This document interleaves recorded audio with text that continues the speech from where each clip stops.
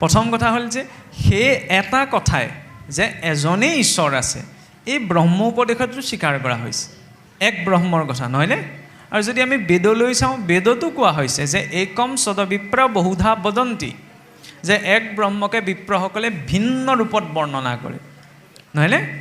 আৰু যে এই যে আমি কৈ আছোঁ মহাপুৰুষৰ দৰ্শনৰ মূল মন্ত্ৰ কি বোলে, আমিতো কৈয়ে থাকোঁ ন, এক দেৱ এক সেৱ এক বিনে নাই কেৱ, নহয় জানো? তাত এইটো কথাওতো জড়িত হৈ আছে, এক দেৱ এক সেৱ, অৰ্থাৎ সমস্ততে এজনেই আছে, ভেদ দৃষ্টি নাই। মই আপোনাক দেখাৰ লগে লগে আপুনি বুলি বেলেগ এজন ব্যক্তিক দেখিলে নহ'ব, আপোনাকেই দেখিব লাগিব ভক্তিৰ দৰ্শনে, বা ভগৱন্তকেই দেখিব লাগিব, নহয়নে? মানে ভৌতিক দৃষ্টিতহে আপুনি আমুক নামৰ বেলেগ এজন ব্যক্তি, কিন্তু ভক্তিৰ দৃষ্টিয়ে চাবলৈ গ'লে আপোনাৰ ভিতৰতো কৃষ্ণই আছে। ফলত মই আপোনাক চোৱা নাই, আপোনাৰ শৰীৰটোক চোৱা নাই, সেই কৃষ্ণকহে চাইছোঁ, নহয়নে? কিন্তু যিজনে ভেদ দৃষ্টি ৰাখিব, তেওঁ কৃষ্ণ ইয়াতহে আছে, ইয়াত কৃষ্ণ নাই, ইয়াত নাই, তাৰ পৰাই কৃষ্ণ সীমিত কৰা হ'ল ন। সেই দৰ্শনটো ভাগৱতত দেখুওৱা নাই, কৃষ্ণকটো সৰ্বব্যাপ্ত ৰূপতেই দেখুওৱা হৈছে। যিজন ব্যক্তিয়ে যিয়েই নুবোলক কিয়, সকলোতেতো ঈশ্বৰেই আছে। আকাশাত পতিতম তৈয়ম যথা গচ্ছতি সাগৰম সৰ্বদেৱ নমস্কাৰম কেশৱম প্ৰতি গচ্ছতি। যিদৰে আকাশৰ পৰা পতিত হোৱা জল সকলো গৈ সাগৰতেই পৰেগৈ, ঠিক তেনেদৰে সমস্ত দেৱক কৰা নমস্কাৰ একমাত্ৰ ভগৱন্ত কেশৱেই প্ৰাপ্ত কৰে, নহয়নে? অহম যজ্ঞ ভোক্তাৰম বুলি গীতাত কৈছেইচোন, নহয় জানো? আৰু দ্বিতীয় কথাটো হ'ল কি, হয় পানী দিব লাগে গুৰিতেই, এজন ঈশ্বৰকেই ধৰিব লাগে, কিন্তু ঈশ্বৰৰ ধাৰণাটো আচলতে এনেকুৱা, পথাৰৰ মাজৰ গছজোপা চাৰিও দিশৰ পৰা চিধাতে লাগে, এতিয়া মাজতে কি হ'বলৈ ক'ব, এইবিলাক এশৰণহে বুজা যায়, এশৰণীয়া হ'ব লাগিব। কৃষ্ণ শৰণ বুলি কৈ দিলে কাৰো এশৰণ হৈ নাযায়, চকুমুদি 10 খোজ পিছলৈ যাব পাৰিব নোৱাৰে, সেইটোহে লাগে, পাৰিব নোৱাৰে। মই জানো পাৰিম? কৃষ্ণত যদি ইমান বিশ্বাস আছে, তেতিয়াহ'লে চকুমুদি মই খালটো পাৰ হ'ব পাৰিব লাগিব, পাৰিম জানো? ইমানকণ সাহস নাই। এশৰণ মুখেৰে ক'লে সিদ্ধ হৈ নাযায়, এশৰণ এটা স্থিতি। প্ৰথম আমি শাব্দিক স্তৰতহে এশৰণ লওঁ। কৃষ্ণত প্ৰথম এজন ঈশ্বৰ বুলি, সেইজন ঈশ্বৰক কৃষ্ণ বুলি নিৰূপণ কৰা হৈছে, সেই কৃষ্ণত আমি শৰণ ল'লোঁ, নহয়নে? সেইদিনা এশৰণ সিদ্ধ হৈ নাযায়, নহ'লে পাছত এই ভজন হৰণ ভজন ভক্তি সদাচাৰ এই ক্ৰমটো মহাপুৰুষে নাৰাখিলেহেঁতেন। যদি আমি যি শৰণ লৈছোঁ সেয়া আনুষ্ঠানিক শৰণহে, সেয়া এশৰণ নহয়। এশৰণ সেই শৰণত যেতিয়া বিশ্বাসটো বাঢ়ি বাঢ়ি ভক্তজনৰ গৈ থাকে, তেতিয়া এশৰণ এটা পৰ্যায়ত সিদ্ধ হয়গৈ যে সকলোতে একমাত্ৰ ঈশ্বৰকেই দেখে, নহয় জানো? যেতিয়া কুকুৰৰ চিগালৰ গদৰ্ভ আত্মাৰাম বুলি কৈছে, তেতিয়াহ'লে বেলেগ দেৱী দেৱতাৰ দৃষ্টি আহিল ক'ৰ পৰা? থাকিলে জানো? বেলেগ বুলি নাই চোৱা নহয়। আৰু চাওক, আমাৰ অসমখনত বৰ আৱেগ এটাত মানে দেৱী দেৱতাসকলৰ খুব নিন্দা হৈ থাকে। মহাপুৰুষে কি কৈছে? শান্তমূৰ্তি কৃষ্ণ দেৱক ভজন্ত আন দেৱ সমস্তকো নিন্দা নকৰন্ত। কিন্তু আপোনাৰ অধৰ্মৰ কথা ক'লেও কিছুসকল জাঙুৰ খাই নাহে, যেনেকৈ আপোনাৰ লক্ষ্মী দুৰ্গা বুলি কৈ দিলে যেনেকৈ জাঙুৰ খাই আহিব। ভকতৰ প্ৰথম লক্ষণ কি? সহনশীলতা। কিবা এটা ক'লে বুলিয়ে যদি মই জাঙুৰ খাই আহোঁ, তেতিয়াহ'লে মই ভকত হ'লোঁ জানো? ভকতৰ প্ৰাথমিক লক্ষণটোৱে নাই। আমি যিজনক ঈশ্বৰ বুলি কৈছোঁ, তেওঁৰ বক্ষত গৈ ভৃগুৰীখে গুৰ মাৰি দিছিলগৈ, নহয়নে? ওলোটাই কি ক'লে? প্ৰভু আপুনি মোৰ কঠিন বক্ষত গুৰ মাৰি দুখ পালে নি? তেতিয়া মই যদি আপোনাৰ কথাষাৰ শুনিবলৈ, এতিয়া নামটো শুনিবলৈকে ধৈৰ্য নাই, তেতিয়াহ'লে কেনেকৈ হ'ব? গুৰিটোত পানী আমি এইকাৰণে দিওঁ, গুৰিটোৰ পৰা আশা কৰোঁ জানো? আমি ক'ৰ পৰা আশা কৰোঁ? ডাল পাতৰ পৰা আশা কৰোঁ, হয়নে নহয়? লক্ষ্মীক নালাগে, কিন্তু ময়ে কৈছোঁ লক্ষ্মী পূজা নকৰিব, লক্ষ্মীক নামানিব, ঠিকেই আছে। ফোন কৰি আকৌ কৈ থৈছোঁ নহয়, অনুষ্ঠানটোলৈ মোক ইমান টকা দিব, তেতিয়াহ'লেহে মই যাব পাৰিম। এইটো কিনো এইটোতো অধম আসক্তি, নহয় জানো? দেৱী দেৱতাসকল কি ঈশ্বৰৰ বিভূতি? আৰে মই আপোনাক মানিম, মই খোলাকৈ কৈছোঁ, মই আপোনাৰ ঘৰখনৰ জ্যেষ্ঠ বুলি মই চিনিলোঁ জানিলোঁ, মই আপোনাক মাতিম, কিন্তু আপোনাৰ ল'ৰা ছোৱালী পুত্ৰ ভাইজা মই কাকো নামানো। এইটো ভকতিনে? এইটো ভকতি মহাপুৰুষে দেখুওৱা নাই। তেতিয়াহ'লে বোলে আনৰ দেৱী দেৱ নকৰিবা সেৱ কিয় লিখিলে? আনৰ দেৱী দেৱ আন বুলি কৈছে, কোন আন? লক্ষ্মী আন নে? লক্ষ্মী আন হয়নে নহয়? জগতৰ ঈশ্বৰে যদি নিজৰ পত্নীক আন বুলি ভাবিবলৈ, সেইটো আদৰ্শ গৃহস্থী এজনে লৈ দেখুৱাওকচোন, লওকচোন, ল'ব পাৰিব নোৱাৰিব? নিজৰ পত্নী আন হয় জানো?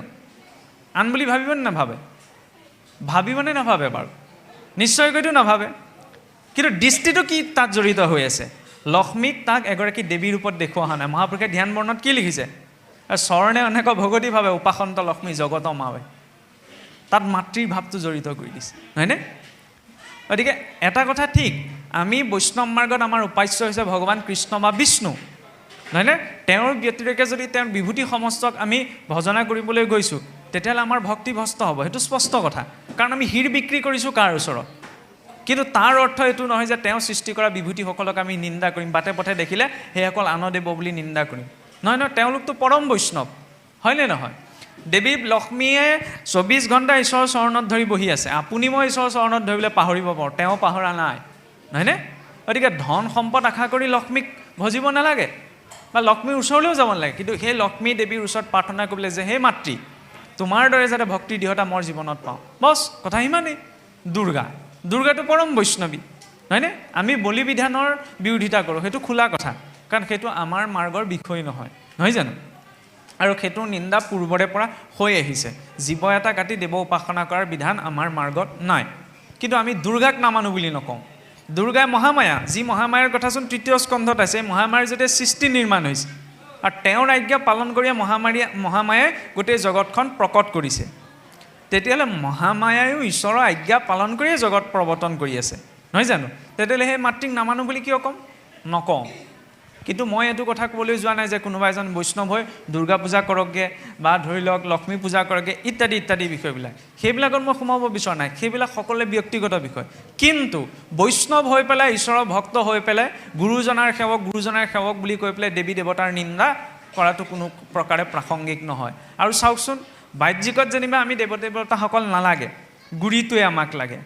14জন দেৱতাচোন আমাৰ শৰীৰটোতে বহি আছে। ত্যাগ কৰি দেখুৱাওঁচোন আমি, পাৰিম জানো? পাৰিম নে নোৱাৰিম? কৰ্ণত দিগগণ আছে, নাসিকাত অশ্বিনী কুমাৰ, নেত্ৰত আদিত্য, পদত বিষ্ণু, হস্তত ইন্দ্ৰ, বুদ্ধিত বাসুদেৱ, মনত চন্দ্ৰ, অহংকাৰত ৰুদ্ৰ, লিংগত প্ৰজাপতি, গুহ্যত মিত্ৰ। ত্যাগ কৰি ভগৱান ক'ত আছে? আমাৰ হৃদয়ত নাই জানো?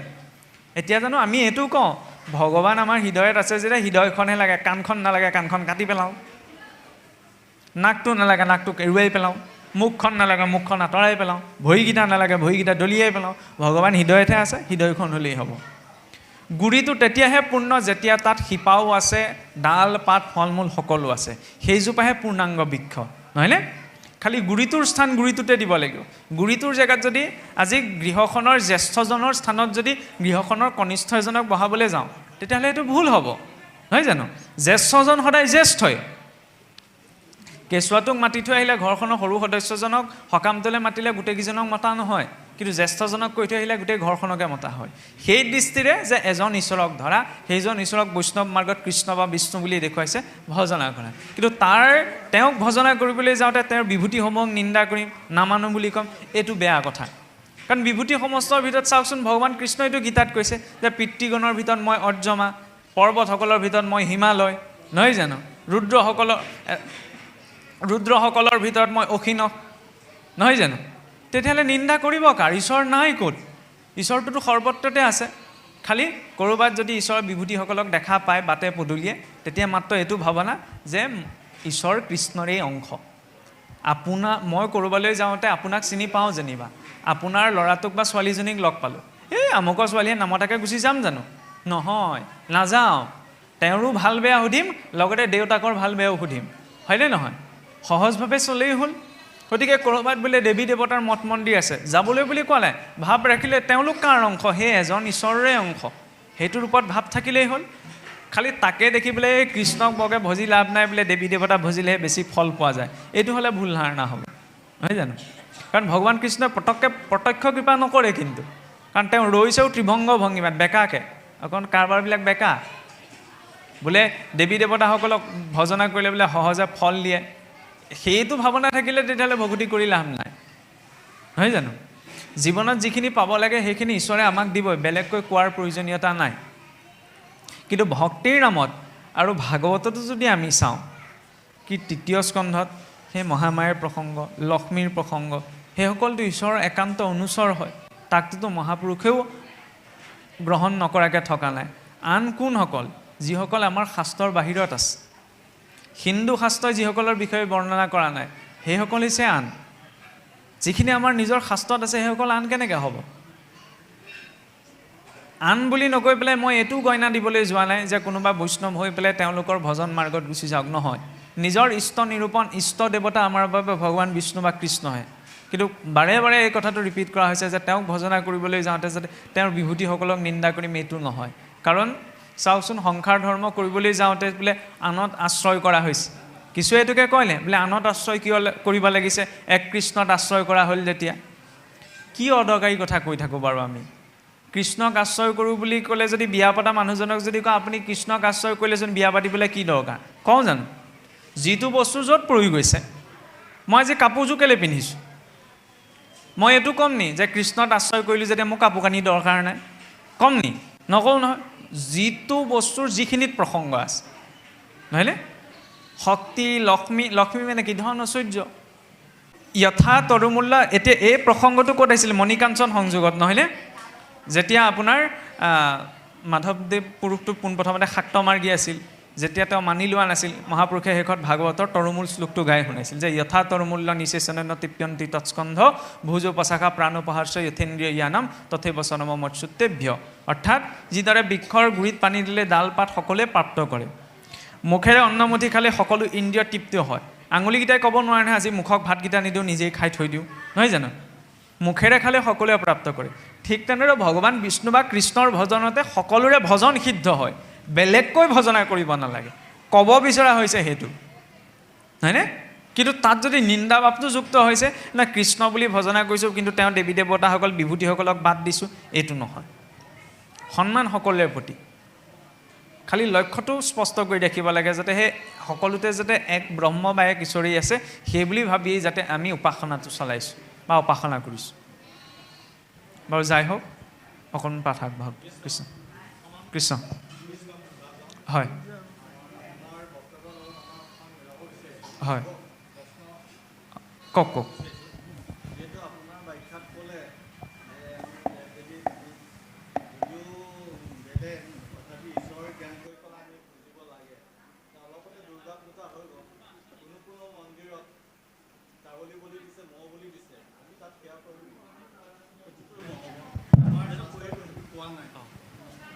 যিটো নিদৰ্শন দিলে যে আমাৰ দেহত থকা যিকেইটা আখৰি বস্তু সেইকেইটাই বলি দিবলৈ কৈছিলে, কিন্তু অজ্ঞানীসকলে মৌ বলি দিছে, হাঁহ বলি দিছে, কোমোৰা বলি দিছে, পাঠা বলি দিছে। সেইখিনি কৰিবলৈ যাওঁতে আমি যদি সেই দেৱীক পূজা কৰিবলৈ যাওঁ, সেইগৰাকী দেহত স্বয়ং ঈশ্বৰ আছে বুলি যদি আমি তাক ভজনা কৰিবলৈ যাওঁ, তেতিয়া আমাৰ ভকতি একে হ'ব। কথাটো এনেকুৱা ঠিক, আজি ধৰি লওক মোৰ ঘৰৰ সন্মুখতে, ধৰি লওক মোৰ ঘৰৰ সন্মুখতে, ধৰি লওক ঘৰৰতো একেবাৰে ৰাস্তালৈকেতো কাৰো মাটি নাথাকে, এই ৰাস্তাৰ পৰা প্ৰত্যেক ঘৰত ডিষ্টেঞ্চটো এইটো চৰকাৰী মাটি হয়। মোৰ ঘৰৰ সন্মুখতে গাঁৱৰ মানুহ এজনে মাংস দোকান এখন দিয়ে। আপুনি মোৰ ঘৰলৈ গ'ল, এতিয়া মোক বিচাৰি গৈছে, নহয়নে? মোক বিচাৰি যাওঁতে এতিয়া আপুনি মাংস দোকানখন দেখি পেলাই সোমাবনে নোসোমাব বাৰু? স্বাভাৱিক কথা, মই এইটোৰ লগত ৰজিতা খুৱাব বিচৰা নাই দেই, আপুনি মোক বিচাৰি গৈছে, নহয়নে? ঠিক তেনে আপুনি যিটো প্ৰসংগৰ কথা কৈছে বলি বিধানৰ কথা, সেইটো স্পষ্ট। আমি মুখেৰে নালাগে ভাগৱততে আছে যে নমাৰিবে পশুক এৰিবে মাংস আশা। দেৱী পূজাত সেই ছাগলী কটা বলি কটাটোৰ বিৰোধিতা কৰাৰ লগতে এই আমাৰ যে তিনিআলিয়ে আমাৰ কাঠকুটিত হৈ থাকে সেইটোও বিৰোধিতা হ'ব লাগিব, হয়নে নহয়? কেৱল তাত ত্যাগ কৰিলে আমি নহ'ব, ইয়াতো ত্যাগ কৰিব লাগিব। কিন্তু আমাৰতো ধৰি লওক মৎস্য স্পৰ্শ বুলি কিছু জেগাত ভোজো পাতে, ঈশ্বৰৰ নামলৈ মৎস্য স্পৰ্শ কৰাৰ কোনো বিধান নাই নহয়। মৎস্যাদ সৰ্বমাংসাদ তস্মাদ মৎস্যাদ বিবৰ্জে। গতিকে ত্যাগ সকলো পৰ্যায়তে হ'ব লাগিব। ভাগৱতেও কৈছে নমাৰিবে পশুক এৰিবে মাংস আশা, তাৰ মাজতে ওলাব নহয়। আপুনি ঠিক কোৱাৰ দৰে বোলে দেৱতাক উচৰ্গা কৰা হৈছে, দেৱকো উদ্দেশ্যি পশু নকৰিবে হিংসা, ঈশ্বৰৰ আজ্ঞা এইটো যত বেদ বাক্য, হৰিত বিমুখনৰে লংঘ ইহাক। মানে যিজন হৰি বিমুখ নৰ তেওঁহে এই ধৰি লওক বলি বিধান ইত্যাদি পালন কৰিব, সেইটো কথা ভাগৱতত স্পষ্টকৈ কোৱা আছে। মই বলি বিধান কৰিবলৈ কোৱা নাই, বলি বিধান কৰা জেগালৈ যাবলৈও কোৱা নাই। মই কৈছোঁ দেৱী দুৰ্গাৰ অস্তিত্ব এটা আছে, ব্যক্তিত্ব এটা আছে, তেওঁক নামানো এনেকুৱা ধৰণৰ কথা ক'ব নালাগে, মানে বলি বিধানৰ বিৰোধিতা হ'ব লাগে। আৰু চাওকচোন সেইটোচোন গোপীসকলটো তাৰ চৰম উদাহৰণ। কথা প্ৰসংগত কৈছোঁ আৰু গোপীসকলে কাত্যায়নী ব্ৰত পালন কৰিছিল, নহয়নে? কাত্যায়নী ব্ৰত পালন কৰিছিল। আমিতো এনেকৈও ল'ব পাৰোঁ ন, এই গোপীসকল তেতিয়াহ'লে অধম, ঈশ্বৰৰ নামত আকৌ কাত্যায়নী দেৱী ব্ৰত পালন কৰিছে, হয়নে নহয়? চাবলৈ গ'লেতো তেনেকৈও পৰা যায়, কিন্তু আমি নাই চোৱা। কিয় নাই চোৱা জানেনে? দেৱী ৰুক্মিণীয়ে গৈ পেলাই দুৰ্গাৰ মন্দিৰলৈ গৈ যে প্ৰসংগ আহে, সেৱা কৰেগৈ, তাত উদ্দেশ্যটো কি আছিল বাৰু? কৃষ্ণ প্ৰাপ্তি, নহয়নে? দুৰ্গাক ভজনা কৰা নাই, কাত্যায়নীকো ভজনা কৰা নাই। ভাৱনা ৰাখিছে কি সহজ হ'ল যে কৃষ্ণক আমি প্ৰাপ্ত কৰিব পাৰোঁ, ঈশ্বৰক যাতে পাওঁ। গতিকে উপাসনাটো ভিন্ন হ'ব পাৰে, নহয়নে? যদি উদ্দেশ্যটো ঈশ্বৰ প্ৰাপ্তি হয় তেতিয়াহ'লে তেওঁ প্ৰাপ্ত কৰিব, কিন্তু সেই উপাসনাত শুদ্ধতাটো সাত্বিকতাটো থকা প্ৰয়োজন। দুৰ্গাক মানিব লাগে তাৰ অৰ্থ মই এইটো কোৱা নাই কোনোবা ভকত বৈষ্ণৱে এজনে গৈ পেলাই দুৰ্গাৰ মন্দিৰত গৈ পূজা কৰকগৈ বা সেই বলি বিধান আগবঢ়াওকগৈ, সেইটো আমাৰ নিষিদ্ধ ভাগৱতৰ দৃষ্টিৰে বেদৰ দৃষ্টিৰেও, হয়নে? জীৱ হত্যা কোনো প্ৰকাৰৰ পৰা শাস্ত্ৰসন্মত নহয়। কিন্তু দেৱীক নামানো বা লক্ষ্মীক নামানো ইত্যাদি এই কথাবিলাক হ'ব নালাগে। তেওঁলোক নিজৰ নিজৰ জেগাত আছে, আমাৰ পৰাতো একো বিচৰা নাই। অসন্মানিত কৰিব নালাগে, সেই কথাটো হ'ল আচল কথা। কাৰণ তেওঁলোকো ঈশ্বৰৰ অংশ বুলিয়ে ভাবিব লাগে। কাৰণ এতিয়া ধৰি লওক দুৰ্গা পূজা হৈ গ'ল, আপুনি কোৱাৰ দৰে দুৰ্গা পূজা মণ্ডপটো কাষেদি পাৰ হৈ গ'ল, মই জানো যে তাত বলি বিধান হৈছে, মই নোসোমাওঁ। খালি সোমাই পাৰ হৈ যাওঁতে যাতে অসন্মান নকৰোঁ যে মাতৃ, তেওঁতো মাতৃ হয়, এইসকল অজ্ঞানী তোমাৰ আগতে পশু বলি দিছে, কাৰণ তেওঁক মাতৃ বুলি কোৱা হৈছে যেতিয়া তেওঁ সৃষ্ট এটা কেনেকৈ কটা হ'ব, হয়নে? গতিকে তেওঁলোকক সুমতি দিয়া। কিন্তু মই এইকাৰণেই নাই যোৱা কাৰণ সেই স্থানলৈ গ'লে মোৰ মনটোৱে গ্ৰহণ নকৰে। তোমাক অপমান মই নাই কৰা, কিন্তু মই এইকাৰণেই নাই যোৱা কাৰণ তাত বলি বিধান হৈছে, সেইটো মোৰ মনে প্ৰাণে কোনো প্ৰকাৰে গ্ৰহণ কৰিব নোৱাৰে, এইটো ভাৱনা হ'ব লাগে। এতিয়া আমিও নাযাওঁ, সঁচা একদম খোলা কথা কৈছোঁ। আমি বৈষ্ণৱ, আমি দেৱীক নমনা নহয়, দেৱীক মানো কাৰণ তেওঁতো ঈশ্বৰৰ অংশভূতা হয় ন। কিন্তু যি স্থানত বলি কৰ্ম হয় তালৈ আমি নাযাওঁ। কিয় নাযাওঁ? কাৰণ সেইটো আমাৰ মাৰ্গৰ সম্পূৰ্ণ বিপৰীত কৰ্ম। কোনে কি কৰিছে তাত আমাৰ ক'বলগীয়া নাই, কাৰণ এনেও ক'লেও নুবুজেও নুশুনেও। গতিকে অন্ততঃ আমাৰ নিজৰ ঘৰত শাসনটো নিজৰ ঘৰখনৰ মাজতহে থাকে, নহয় জানো? গতিকে কথাত ঠিক তেনেকুৱা। কৃষ্ণ কৃষ্ণ। এইখিনিতে আৰু অকণমান প্ৰসংগ এটা মই ক'ব বিচাৰিছোঁ, এইটো ক'লে কথাটো অপূৰ্ণ হৈ থাকিব। মহাপুৰুষে এই কীৰ্তনৰ আপোনাৰ সমুদ্ৰ মন্থনৰ পদ কৰোঁতে তাতো এটা কথা উল্লেখ কৰিছে, পদ এটা আপোনালোকেও নিশ্চয়, ভকত দেৱক পান কৰাইলা অমৃত, নহয়নে? তাত দেৱতাসকলক ভকত বুলি কোৱা হৈছে। ভকত বুলি ক'লে অকল আমিয়েই নহয়, তেওঁলোকো ভকত। গতিকে বাকীবিলাক কথাত ইমান গুৰুত্ব এটা দিব নালাগে। যেতিয়াই অন্য বিভূতি দেৱতাৰ প্ৰসংগ আহে তেওঁলোককো ভক্ত বুলি ভাবি ল'লে আপত্তিয়েই নাই। আৰু ভকতে ভকতৰ ওচৰত কি বিচাৰি যাব? হৰিভক্তিয়ে বিচাৰি যাব, নহয় জানো? সেই চিন্তাটো থাকিলে হ'ল। তাৰ লগতে আৰু এটা পদ তাৰ মাজতে উদ্ধৃতি দিয়া দেখা যায়, বোলে অনাচাৰ কৰিতে নহিকে মূৰ দুহি, আন দেৱ পূজে যিটো সিটো মূৰ দুহি, নহয়নে? বোলে অনাচাৰ কৰিলেও সেইজন ঈশ্বৰৰ দুহি নহয়, আন দেৱী দেৱতাক ভজিলেহে বোলে তেওঁ ঈশ্বৰৰ দুহি। কথাত ঠিক কেনেকুৱা? দ্ৰোহ মানে এইটো নহয় ঈশ্বৰে বোলে একদম ধাহি মুহি তেওঁৰ জীৱনটো ধ্বংস কৰি পেলাব। দ্ৰোহটো কেনেকৈ হয়? মই আপোনাৰ লগত ভাল, খুব ভাল এটা সম্পৰ্ক আছে, নহয়নে? আপোনাৰ ওচৰত যেনিবা কিতাপ এখন আছে, মই আপোনাক নুখুজি আপুনি গম নোপোৱাকৈ আপোনাৰ ল'ৰাটোক খুজি আনিলোঁ। পিছত যেতিয়া আপুনি গম পাব আপুনি ভাবিবনে এই তেওঁ বুলিব মোৰ লগত ইমান ভাল, মোক খোজা হ'লে কি মই নিদিলোঁহেঁতেন নি? আকৌ মোৰ ল'ৰাটোক খুজিনো নিব লাগেনে? তেতিয়াহ'লে আপুনি মোক মনতে অকণ বেয়া পাবনে? অন্য ভাৱততো বেয়া নাপায়, ভাবিব কি মোৰ লগত ইমান ভাল হোৱাৰ পাছতো মই নিদিওঁ বুলি ভাবিলে সেইকাৰণে মোৰ ল'ৰাটোক বিচাৰিলে। ঠিক তেনেহ'লে ভক্ত হ'লে ঈশ্বৰক বিচাৰিব লাগে, বাকী সকলোৰে প্ৰতি সন্মানহে। কিন্তু বোলে মই নামঘৰত শৰাইভাগ দিছোঁ, ইয়াত কাম দিব নিদিব ঠিক নাই, সেইফালে আকৌ বোলে দেৱী মন্দিৰলৈ গৈছোঁ, সেইফালে আকৌ শিৱ মন্দিৰলৈ গৈছোঁ, মুঠতে কিবা নহয় কিবা এটা জেগাত কাম হওক, তাত স্থিৰতা নাই। এইটো নহয় যে তাত ভক্তি নাই, ভক্তি আছে, কিন্তু সেই ভক্তিত স্থিৰতাটো নাই। তাত ভেদ আছে, সেইকাৰণে মই ইয়াত নহ'ব বুলি তালৈ গৈছোঁ, তাত নহ'ব বুলি বেলেগলৈ গৈছোঁ। এটা জেগাত থাকিব লাগে, নহয়নে? সন্মান সকলোৰে প্ৰতি থাকিব লাগে। বাৰু যাই হওক, এতিয়া দ্বাদশৰ শেষত যদি আমি চাওঁগৈ ব্ৰহ্মোপদেশ, অৰ্থাৎ মহাৰাজ পৰীক্ষিতক যেতিয়া শুকদেৱে দ্বাদশ স্কন্ধ ভাগৱতকৈ শেষ কৰিলে, শেষত ব্ৰহ্মৰ উপদেশ। ব্ৰহ্মৰ উপদেশ তিনিটা সিদ্ধান্ত আছে, ব্ৰহ্মেতি পৰমাত্মেতি ভগৱানেতি শব্দতে। এই ঈশ্বৰৰ আটাইতকৈ সূক্ষ্ম স্বৰূপটো হৈছে ব্ৰহ্ম, যাক আত্মা বুলি কোৱা হৈছে, নহয় জানো? আত্মাক ব্ৰহ্ম বোলা হৈছে। এতিয়া আত্মাক ব্ৰহ্মৰ কথা ক'বলৈ যাওঁতে আমাৰ ভক্তি মাৰ্গত তিনি প্ৰকাৰৰ ব্ৰহ্মৰ কথা কৈছে, অভয় ব্ৰহ্ম, নিৰ্গুণ ব্ৰহ্ম আৰু অভয় ব্ৰহ্ম, নিৰ্গুণ ব্ৰহ্ম আৰু শুদ্ধ ব্ৰহ্ম। আচলতে ব্ৰহ্ম এটি, কিন্তু ভাৱৰূপত এই তিনিওটা ভেদ দেখুওৱা হৈছে। অভয় ব্ৰহ্ম হৈছে গুৰুৱে অভয় প্ৰদান কৰে, নিৰ্গুণ ব্ৰহ্ম হৈছে স্বয়ং ভগৱন্ত, আৰু শুদ্ধ ব্ৰহ্ম হৈছে ভক্ত বা ভকত। এতিয়া ভকত বুলি কওঁতেই চাওকচোন, ভকত 6জনা ভকত, 12জনা বৈষ্ণৱ, নহয় জানো? 12জনা বৈষ্ণৱৰ ভিতৰতে কোন কোন আছে ন? ব্ৰহ্মাদেৱ আছে, যম আছে, ভকত বৰ টেঙৰ, এজন যমনগৰতো বহাই থৈছে, তালৈ গ'লেও যাতে অসুবিধা নহয়। নহ'লে কোনোবাই আমি যে বিচাৰি থাকোঁ যে ভকতৰ সংগ লাগে, ভকতৰ সংগ লাগে, এতিয়া যদি জীৱনত যদি যমৰ সংগ দিয়ে আমি ল'ম নে নল'ম? সেইটোহে লাগে, এইটো যম বুলি ক'লে মানুহে ভয়হে খায়, মৃত্যুৰ দেৱতা। কিন্তু ভাগৱতত সেই দৰ্শনটো সলনি কৰা হৈছে, যমক এজন পৰম বৈষ্ণৱ ৰূপত দেখুওৱা হৈছে, হয়নে? সেই মহাৰাজ যম আছে, জনক আছে, কপিল আছে, সনত কুমাৰ আছে, নহয় জানো? মহাদেৱ আছে, মহাদেৱটো পৰম বৈষ্ণৱ। কিন্তু মহাদেৱৰ কথা কওঁতে আজিকালি আকৌ কিছুমান কথা ক'বলৈ ভয় হয়। এইটো নহয় যে কোনোবাই যদি মহাদেৱৰ নাম লৈ পেলাই ভাঙৰ চিলিম টানি আছে সেইজন ভকত নহয় আকৌ, সেইটো বেয়া কথা। মহাদেৱে কাহানিও ভাং খোৱা নাই, তেওঁ কোৱাও নাই যে মোৰ প্ৰসাদ ভাং বুলি। যদি ভাং অৰ্পণ কৰিছে তেতিয়া বিহু অৰ্পণ হ'ব লাগে। দেখা যায় ভাং খাই পেলাই ভাগৱত পঢ়িবলৈ গৈছে, নামঘৰলৈ আহিছে, কোনোবাই ভাং খায়ো নাম গাইছে, সেইটো বেয়া কথা। সমাজৰ প্ৰতি, সমাজলৈও এটা বেয়া মেছেজ যায়, আৰু তাত অধৰ্ম উচনা। খাই বেক মদ ভাঙৰ ধতুৰৰ গুটি যেহেন বাতুল নৰ সদা ফুৰে ৰুটি। তেওঁতো পৰম বৈষ্ণৱ, নিত্য নিৰন্তৰ ঈশ্বৰ ধ্যানত বহি আছে, নহয় জানো? তাৰ বৈষ্ণৱত্বটো ইমান শক্তিশালী। এই চতুৰ্থত যে প্ৰসংগ আহে সতীৰ দেহ ত্যাগৰ কথা, সতীৰ দেহ ত্যাগৰ প্ৰসংগ কেনেদৰে জড়িত হ'ল?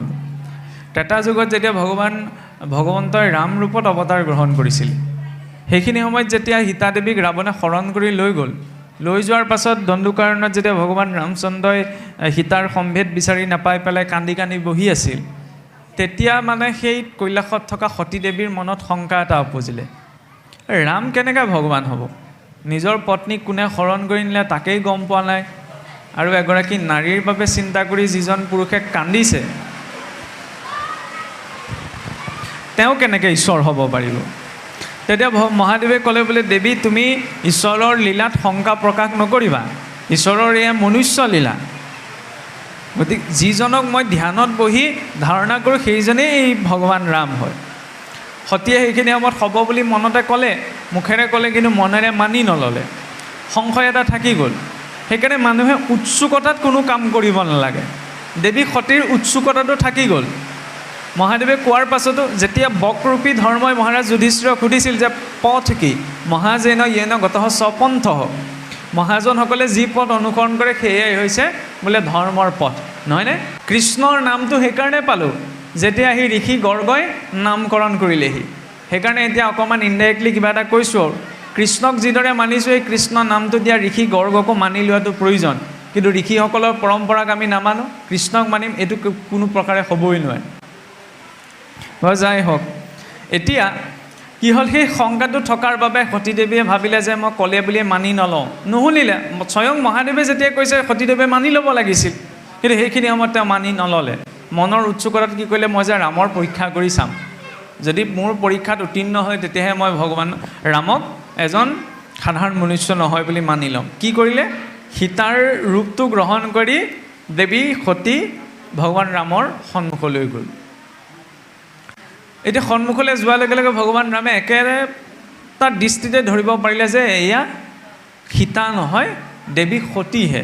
গতিকে দেখাৰ লগে লগে ভগৱান ৰামচন্দ্ৰই ক'লে যে প্ৰণাম সতী দেৱী। আৰু এই বুলি কোৱাৰ লগে লগে সতী দেৱী নিজৰ বাস্তৱিক ৰূপটোত গুচি আহিলে। তেতিয়া ক'লে যে প্ৰভু, মই আপোনাৰ ওপৰত মিছাতেই শংকা প্ৰকাশ কৰিলোঁ। আপুনি যেতিয়া মই সীতাৰ স্বৰূপটো গ্ৰহণ কৰি অহাৰ পাছতো একে দৃষ্টিতে ধৰিব পাৰিলে যে মই দেৱী সীতা নহয়, সতীহে, মই গম পাইছোঁ এতিয়া মোৰ বুজিবলৈ বাকী নাই যে আপুনি এজন সাধাৰণ মানুহ নহয়। এই বুলি কৈ পেলাই সতীদেৱী ভগৱান ৰামৰ ওচৰত প্ৰণাম কৰি পেলাই কৈলাশলৈ উভতি গুচি গ'ল। কৈলাশলৈ গৈ মহাদেৱৰ ওচৰত কথাটো ক'লেগৈ যে এনেদৰে মই ভগৱান ৰামক পৰীক্ষা কৰিবলৈ গৈছিলোঁ, কিন্তু মই সীতাৰ ৰূপটো লৈ যোৱাৰ পাছতো ভগৱান ৰামে মোক ধৰিব পাৰিলে। এতিয়া আৰু মোৰ মনত শংকা নাই যে ৰাম এজন সাধাৰণ মানুহ নহয়। তেতিয়া মহাদেৱে কি কৰে, দুখোজ পাছুৱাই গৈ পেলাই তেওঁৰ ওচৰত আঁঠু ল'লে যে দেৱী বৰ ডাঙৰ কাম কৰিলা। বোলে কি ডাঙৰ কাম কৰিলোঁ? খং কৰিব লাগিছিল স্বাভাৱিকতে, নিজৰ ইষ্ট দেৱতাৰ ওপৰত শংকা প্ৰকাশ কৰিছে। কিন্তু মহাদেৱে আঁঠু ল'লে। কিয় আঁঠু লৈ বহি দিলে? কাৰণ দেৱী, যাক মই নিজৰ আৰাধ্য জননী ৰূপত উপাসনা কৰোঁ, তুমি তেওঁৰ স্বৰূপটো ল'লা, গতিকে তোমাৰ ওপৰত এতিয়া মই পত্নীৰ ভাৱ ৰখাটো, পত্নীৰ দৃষ্টিৰে তোমাক চোৱাটো সম্ভৱ নহয়, কাৰণ তুমি মোৰ আৰাধ্য দেৱী সীতাৰ, মাতৃ সীতাৰ স্বৰূপটো গ্ৰহণ কৰিলা। তেতিয়াহ'লে মহাদেৱৰ বৈষ্ণৱত্ব চাওকচোন। দেৱী সতীয়ে সীতাৰ ৰূপটো ধাৰণ কৰিহে গৈছিল। মহাদেৱে ক'লে কি যে তুমি সীতাৰ স্বৰূপটো গ্ৰহণ কৰাৰ কাৰণে তোমাৰ এই শৰীৰত এতিয়া মই পত্নী ভাৱত চোৱাটো সম্ভৱ নহয়, তুমি এই শৰীৰ ত্যাগ কৰা। সেইবাবে দক্ষৰ যজ্ঞৰ বিৰোধৰ জৰিয়তে সতীৰ দেহ ত্যাগ, সেইজন হৈছে মহাদেৱ, হয়নে? কিন্তু আন দেৱী দেৱতাৰ নামত কেতিয়াবা মহাদেৱৰ নিন্দা হৈ যায়, সেইটো হ'ব নালাগে। তেওঁতো পৰম বৈষ্ণৱ, বৈষ্ণৱ নাম যথা শম্ভু। আৰু সেইবিলাক ক'ৰ পৰা উপজে? সেইবিলাকেই ৰজোতম গুণৰ প্ৰভাৱতেই। কেৱল ধুনীয়া কথা দুটামান ক'লেই সেইকেইটা সত্বগুণ প্ৰধান বা সত্বগুণৰ পৰা ওলাইছে এইটো নহয়। সেইবাবে আমি যে শৰণ লওঁ, নহয় জানো? শৰণত কৃষ্ণত শৰণ বুলি কৈ দিয়াৰ লগে লগে যে সকলো শেষ হৈ নাযায় বুলি কোৱা হৈছে। কিয় কোৱা হৈছে? কাৰণ শৰণৰ 6টা পৰ্যায় আছে। সেই 6টা পৰ্যায়ত আমাৰ বিশেষ গুৰুত্ব এটা নাথাকে। প্ৰথম কি? শৰণীয়াজনে সংকল্প কৰে, অনুকূলেশ্য সংকল্প প্ৰতিকূলেশ্য বৰ্জনম, যে প্ৰথমতে ঈশ্বৰৰ অনুকূলখিনি জীৱনত গ্ৰহণ কৰা। ঈশ্বৰৰ অনুকূল কোনখিনি? শুদ্ধ অন্ন, শুদ্ধ বাক্য, শুদ্ধ কৰ্ম। প্ৰতিকূলেশ্য বৰ্জনম, ঈশ্বৰৰ প্ৰতিকূলখিনি ত্যাগ কৰা। বেয়া অন্ন, বেয়া খাদ্য, বেয়া বাক্য, বেয়া কৰ্ম, সেইখিনি ঈশ্বৰৰ প্ৰতিকূল, তাক বৰ্জন কৰা। ৰক্ষিস্যভিতি বিশ্বাসো গৌতুপ্তে বৰ্ণম যথা, একমাত্ৰ ঈশ্বৰে যে নিয়ন্ত্ৰণ কৰ্তা সেই কথাটো স্বীকাৰ কৰা। আৰু সকলোৰে একমাত্ৰ আৰু একমাত্ৰ অভিভাৱক যে একমাত্ৰ ভগৱন্তই সেই কথাটো বিশ্বাস কৰি মানি লোৱা। পঞ্চমতে কি ক'লে? ৰক্ষিস্যভিতি বিশ্বাসো গৌতুপ্তে বৰ্ণম যথা, দাস্যভাৱ। আমি যদিও নাজানো হোৱা বাহানা, নাজানো বিসৰ্জনক হ'লেও জনাৰ অভিমান অকণমান ভিতৰত বহি থাকে। নাজানো বুলি কোৱাটো বহুত ডাঙৰ কথা।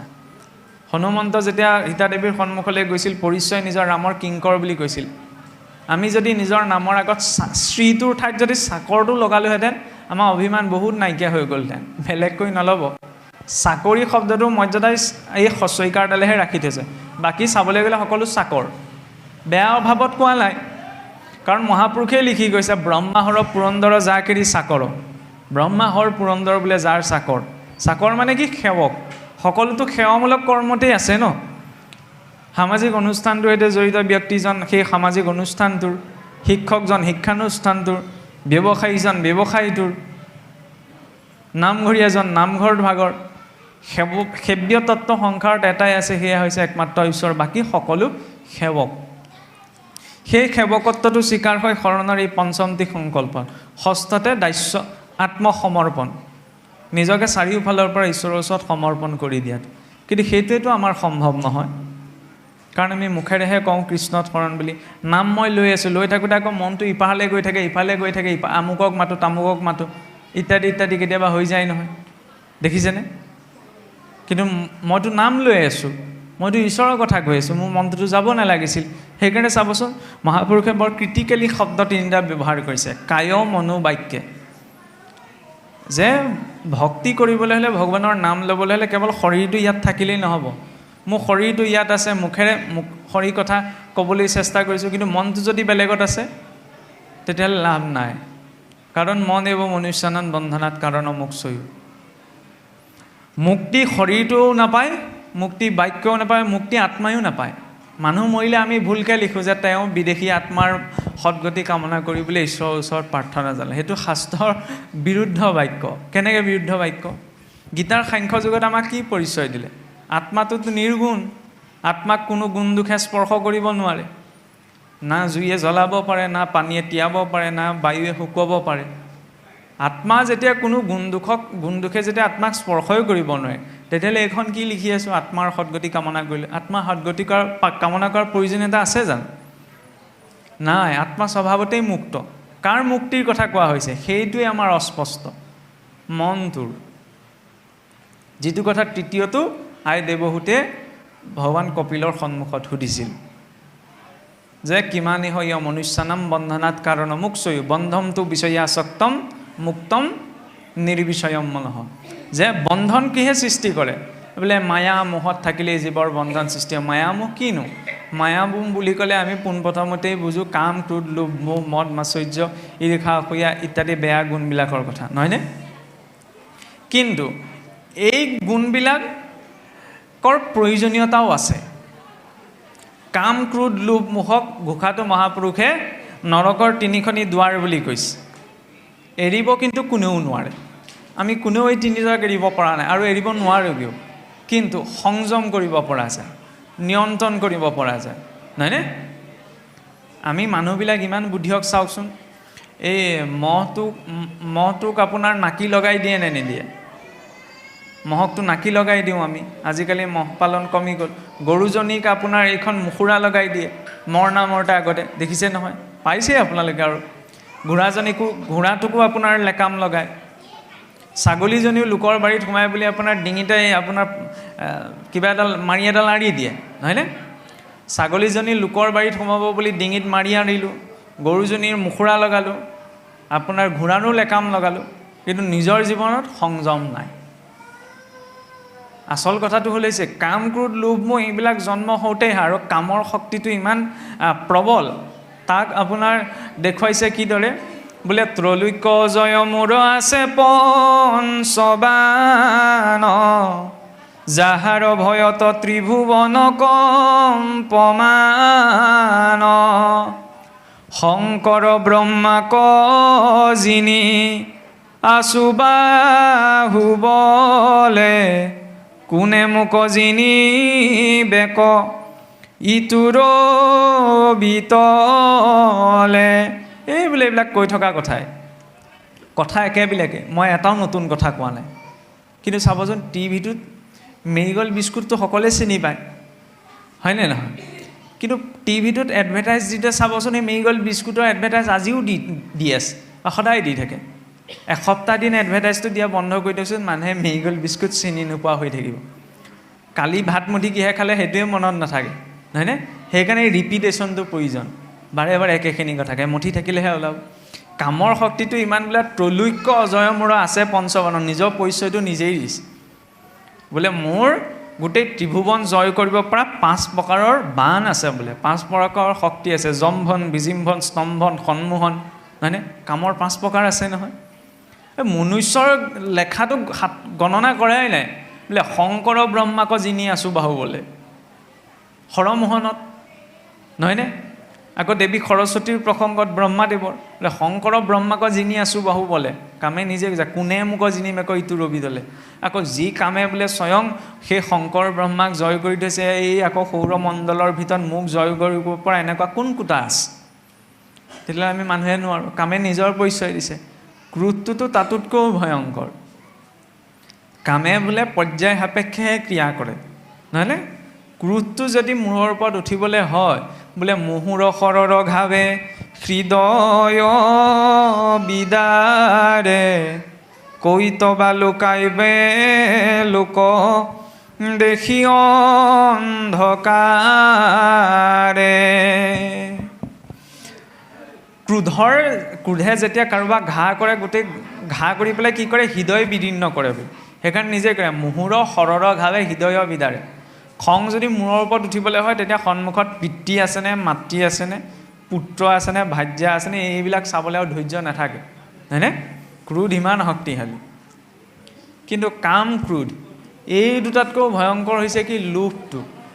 যি স্থানত আপোনাৰ কাম, ক্ৰোধ প্ৰৱেশ কৰিবনে, সেই স্থানত আকৌ লোভটোও প্ৰৱেশ কৰেগৈ। যেনেকৈ এতিয়া নামঘৰত আমি বহি আছোঁ, নামঘৰলৈ আহোঁতেতো কোনেও কাম ভাৱত অহা নাই, নামঘৰত বহি থাকোঁতেতো কাৰো কাম ভাৱ নাহে, দ্বিতীয়তে ক্ৰোধোতো নাহে নামঘৰলৈ আহোঁতে। কিন্তু বহি থাকোঁতে, নামঘৰৰ ভিতৰত বহি থাকোঁতে মোৰ লোভটো জাগিব পাৰে, হয়নে নহয়? লোভ জগা বিষয়বিলাক কেৱল ধন টকা পইচাতে যে আছে এইটো নহয়, বেলেগ সংসাৰ প্ৰতিটো বস্তুতে লোভ জড়িত হৈ আছে।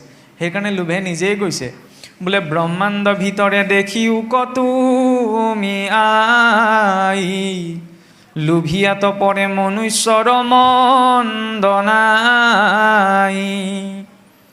যত পাৰে মানে তাৰ ভাল নকৰিব, ভকতি খলিত কৰি যাতনা কদিব। যে সেই মাতৃ চোৱা, মায়া মাতৃৰ আগত নিজেই কৈছে, এই জগতখনত যিমান অধম লোক আছে, তাতোতকৈ বোলে শীৰ্ষজনত কোন আছে? এই লোভিয়াজন। বোলে যত পাৰে মানে তাৰ ভাল নকৰিব, ভকতি খলিত কৰি যাতনা কৰিব। ভকতি মাৰ্গতো লোভ উপজিব পাৰে, নহয়নে? বিষয়বিলাক ধৰিব পাৰে নহয়। উদাহৰণ নিদিওঁ, উদাহৰণ দিলে বিষয়বিলাক অকণমান শুনিবলৈ বেছি কটু হ'ব, নহয়নে? সেইবিলাকতো সকলোৱে বুজি পাইছে। লোভটো যিকোনো বস্তুত উপজিব পাৰে। লগত এতিয়া কাম, ক্ৰোধ, লোভ, কলিযুগৰ আগমন হোৱাৰ লগে লগে বোলে তাত আৰু কেইটামান যুক্ত হৈ গ'ল নহয়। কলিৰ 16জনীয়া পৰিয়াল, এই 16জনীয়া পৰিয়ালটো বোলে মনৰূপী ঘৰখনত থাকে। জন্ম হোৱাৰ লগে লগে বোলে 16টা বেয়া গুণ লাগিয়ে আহে। তেতিয়াহ'লে কেনেকৈ ইমান এটা দীঘলীয়া পৰ্যায়ত আমি মানে নিজৰ জীৱনত পালন কৰিম? প্ৰথম আপোনাৰ ঈশ্বৰ অনুকূল কৰ্ম কৰা, ঈশ্বৰৰ প্ৰতিকূলখিনি এৰি দিয়া, ঈশ্বৰেই যে নিয়ন্ত্ৰণকৰ্তা মানি লোৱা, ঈশ্বৰে যে একমাত্ৰ অভিভাৱক সেই কথাটো স্বীকাৰ কৰা, আকৌ তাৰপিছত দাস্যভাৱ, শেষত গৈ আত্মনিবেদন বা আত্মসমৰ্পণ। কাৰণ বাধাটো এসোপা আছেই, আৰু এইখিনিক নেৰাতকৈও কিন্তু এইখিনিতকৈও দুটা ভয়ংকৰ ভাৱ আছে, যি দুটা ভাৱ এইখিনিকতো অলপ সংযম কৰি নীতি নিয়মৰ মাজত থাকি সংযম কৰিব পৰা যায়, কিন্তু যি দুটা ভাৱক নীতি নিয়মেৰো সংযমিত কৰিব নোৱাৰে, সেই দুটা ভাৱ আমাৰ পৰা আঁৰ কাপোৰৰ তলত থাকে, যি দুটাৰ পৰাই সকলো প্ৰকট হয়। মাতৃ যশোদাই যেতিয়া ভগৱান কৃষ্ণক বান্ধিবলৈ বিচাৰিছিল, হয়নে? নন্দ মহাৰাজৰতো 1 লাখ বোলে গৰু আছিল, 1 লাখ গৰু পঘায়ো বান্ধি বোলে নাতিলেগৈ, নহয়নে? মাতৃ যশোদাৰতো কাম ভাৱ নাছিল, ক্ৰোধ নাছিল, লোভ নাছিল, মোহ নাছিল, ঈৰ্ষা, অসূয়া, পৰনিন্দা, পৰচৰ্চা, একোতো বেয়া গুণ তেওঁৰ ভিতৰত নাই। কিন্তু দুৱাঙুলে ঈশ্বৰক নোৱাৰিলেগৈ বান্ধিব। দুৱাঙুলে কি দেখুৱাইছে? সকলোৱে জানে অহং মম ভাৱ, মই মোৰ ভাৱটো। আৰু গোটেই দিনটো মই মোৰ শব্দ দুটা প্ৰয়োগ নকৰাকৈ দিনটো নচলেইচোন, হয়নে নহয়? ব্যক্তিগত জীৱনত যদি আমি চাওঁ, প্ৰয়োগ কৰাটো সমস্যা নাই। সেইকাৰণে পুৱা গধূলা অকণমান আছুতীয়াকৈ সময় আমাৰ জীৱনত প্ৰয়োজন, যিকণ সময়ত মই মোৰ শব্দ দুটা আমি সংসাৰৰ ক্ষেত্ৰত প্ৰয়োগ নকৰি ঈশ্বৰৰ ক্ষেত্ৰত প্ৰয়োগ কৰোঁ। মই কোন হয়? ঈশ্বৰৰ দাসৰো দাস, কেৱল বাক্যৰে নহয় অনুভৱেৰে।